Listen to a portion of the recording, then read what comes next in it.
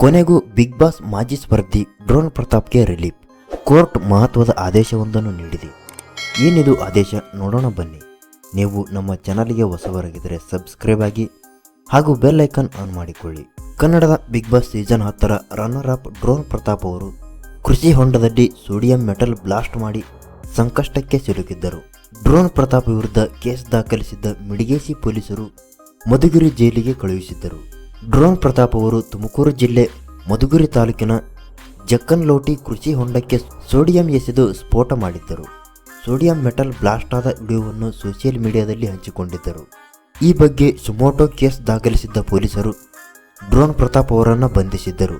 Madhugiri JMFC court ಆರೋಪಿ drone Pratap ಅವರಿಗೆ ಇದೇ ಡಿಸೆಂಬರ್ 26ರವರೆಗೆ ನ್ಯಾಯಾಂಗ ಬಂಧನ ವಿಧಿಸಿತ್ತು.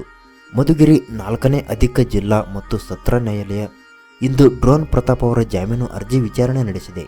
ಡ್ರೋನ್ ಪ್ರತಾಪ್ ಅವರ ಮನವಿ ಪುರಸ್ಕರಿಸಿದ್ದು ಜಾಮೀನು ಮಂಜೂರು ಮಾಡಲಾಗಿದೆ. ಮಿಡಿಗೇಶಿ ಪೊಲೀಸ್ ಠಾಣಾ ವ್ಯಾಪ್ತಿಯಲ್ಲಿ ನಡೆದಿದ್ದ ಸೋಡಿಯಂ ಮೆಟಲ್ ಬ್ಲಾಸ್ಟ್ ಪ್ರಕರಣದಲ್ಲಿ ಡ್ರೋನ್ ಪ್ರತಾಪ್ ಅವರಿಗೆ ಕೊನೆಗೂ ಬಿಗ್ ರಿಲೀಫ್ ಸಿಕ್ಕಿದೆ.